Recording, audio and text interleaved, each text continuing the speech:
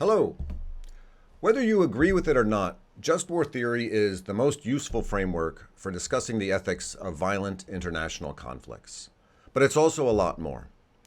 In this brief video, we'll be taking a look at what just war theory is, and then exploring 3 reasons why everyone should understand at least the fundamentals of this ethical framework. So here we go. What is just war theory? Well, it has its roots in Greek culture, most notably Cicero. Its essential development, however, took place in the Christian world after Constantine effectively married the Christian church to the empire. St. Augustine, Gratian, St. Thomas Aquinas, Francisco de Vitoria, Hugo Grotius, and others worked out an ethical theory that addressed the 2 questions. First, when is a nation morally justified in going to war? And second, what are the rules for how warfare should be carried out? The first of these is known as jus ad bellum, when you go to war. And the second is jus in bello, how you conduct war. There is also jus post bellum, which has to do with moral behavior after a war has ended. And that's important, but for the sake of brevity, we're going to leave that out of this video. Classical just war theory pointed to 3 conditions that had to be met in order for a war to be just. 1, it has to be carried out by a proper authority. None of y'all can just start a war. 2, there must be a just cause. Now, what constitutes a just cause is not always agreed upon, but it would include things like defending yourself against the nation next door that rolls its tanks across your border and claims your land. 3, there must be good intention. If your intention as leader of your country is to restore peace to the region, that's a good intention. If your intention is to distract people from the media reporting on your extramarital affairs, not so much. We can also point to 3 fundamental principles that must be followed in the conduct of war. First, fighting must be carried out with discrimination. That is, one must discriminate between combatants and non-combatants. The latter may not be intentionally targeted. However, we also acknowledge the sad reality that non-combatants will suffer and die in the context of a war. The second is proportionality. The extent of destruction meted out during war must be commensurate with the good that will be accomplished. This does not mean that your side can only use as much force as the other guy, but that you don't carpet bomb a city in order to win a conflict over a square mile of land. Third, you must exercise due care, making efforts to reduce the amount of suffering when possible that the enemy nation will suffer. And this applies to both combatants and non-combatants. The prohibition on chemical weapons falls under this category. It's important to note that other requirements have been added to the ones above, such as the proposed requirement that war must be conducted only as a last resort. Another is that one must first consider a likelihood of success before engaging in war. These and others are worth considering, but it should be noted that they do not have universal support. Some folks like them, some don't. After that very quick introduction, let me suggest 3 important reasons that everyone should have a basic understanding of just war theory, even if it extends no further than what I've just presented. First, this framework and vocabulary allow us to discuss military actions with clarity. When we lack the words and concepts to talk about complex issues, we don't communicate well. We fail to understand each other. And we start using imprecise words and language that undermine the possibility of meaningful dialogue. Take, for example, what's happening now with the Israel-Hamas war. Whatever you may think about that situation, the quality of conversation has often been abysmal. When people don't have a framework or vocabulary to discuss something, they rely on inappropriate words and concepts to try to make their case. This is why we have people who are critical of Israel claiming that they are committing genocide. We may severely critique Israel for the way it has carried out its part in the war, but we are not seeing genocide. What has happened to the civilian population in Gaza is heartbreaking, but genocide would be a completely different reality. What happens then when Israel's critics use this inappropriate word? Supporters of Israel stop listening. They view Israel's critics as hysterical, they accuse them of anti-Semitism, and there is no real dialogue. On the other side of the coin, there are those among the supporters of Israel whose defense of the IDF is simply to refer back to the horrors of October 7th. They started it. They brought this on themselves. A nation can only be pushed so far. Israel's critics hear this and respond, So what? You're allowed to do whatever you want? You can reduce an impoverished nation to rubble? Again, it's easy to see this conversation going nowhere. Imagine instead, in the former example, if Israel's critics made the following argument. Israel had the right to respond militarily to October 7th, but the nature of their response exceeded what is permitted in a just war. They did not sufficiently discriminate between combatants and non-combatants. The complete destruction of Gaza exceeded all norms of proportionality, and the IDF failed to practice due care when conducting military operations in densely populated civilian areas. Now, you and I may or may not agree with that, but it's a clear argument that permits its claims to be subject to analysis of the facts. In other words, it permits dialogue and greater clarity of thought on both sides. This is far preferable to casually throwing out claims of genocide. Likewise, if Israel's supporters were to hear from its critics that it does indeed have the right to defend itself, the conversation could then turn to the right conduct of war, jus in bello. The IDF could be defended by laying out claims that it was Hamas who violated the rules of war, taking hostages and using human shields, which forced Israel into a position where any of its military actions would create many civilian casualties. The IDF has been exercising due care, as it was not the IDF, but Hamas who was condemning these civilians to their fates. Again, you and I may agree or disagree, but there's a framework and vocabulary that makes dialogue possible. It makes both sides intelligible to one another, even if they disagree. And it avoids extreme and emotional language that only drives people further apart. Just war theory helps us think about and discuss the ethics of military actions, past, present, and future, and that is of tremendous value. The second major benefit of understanding just war theory is quite different.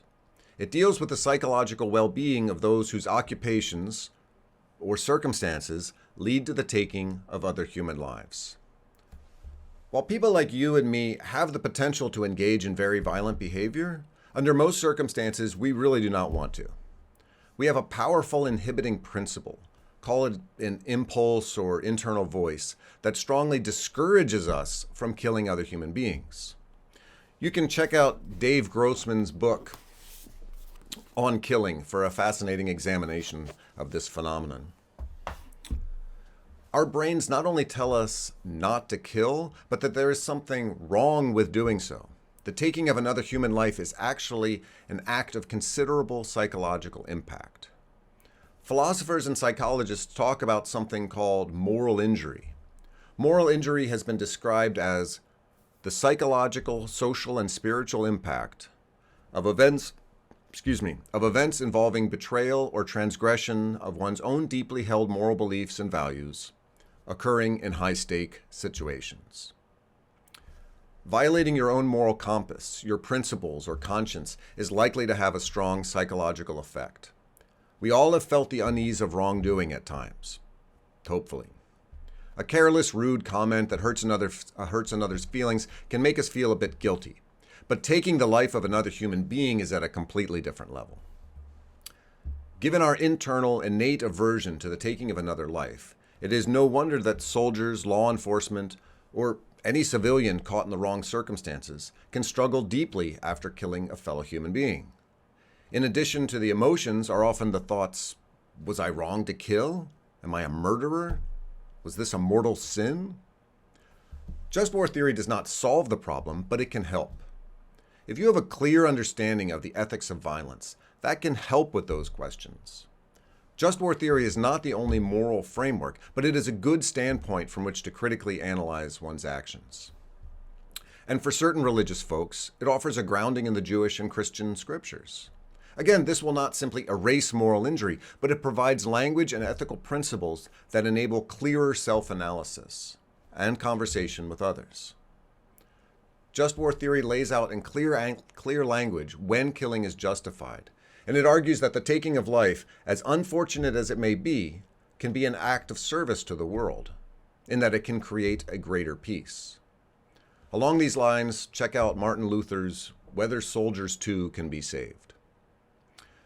Many people with good intentions embrace pacifism or nonviolence as an ethic that they believe will make the world a better place.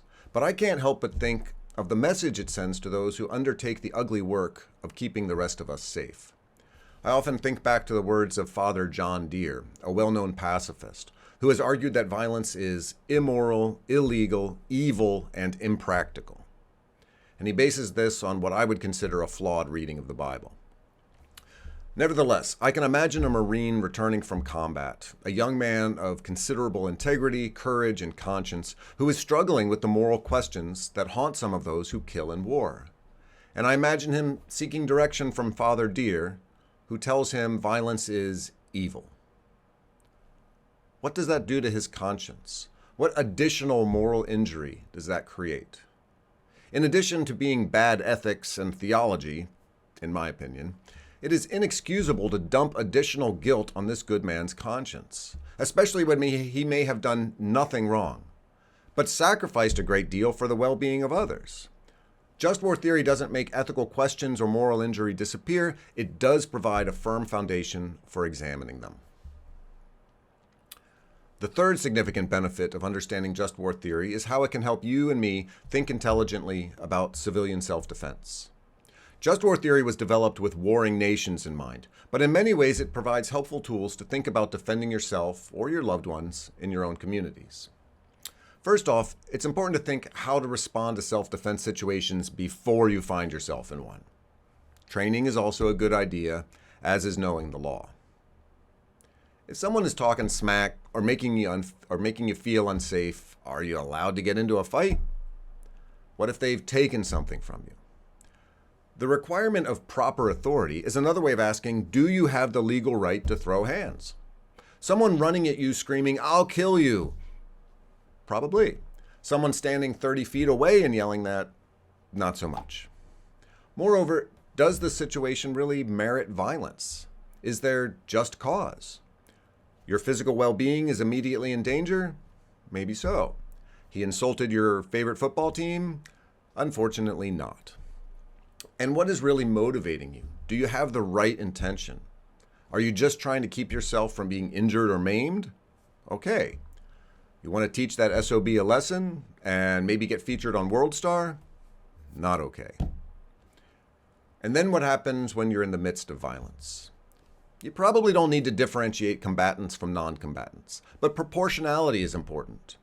Repeatedly bludgeoning some drunk guy in a bar with a pool cue because he shoved you is unlikely to be a proportional response. Doing pretty much anything to a man who's trying to violently rape you? Yeah, probably all right.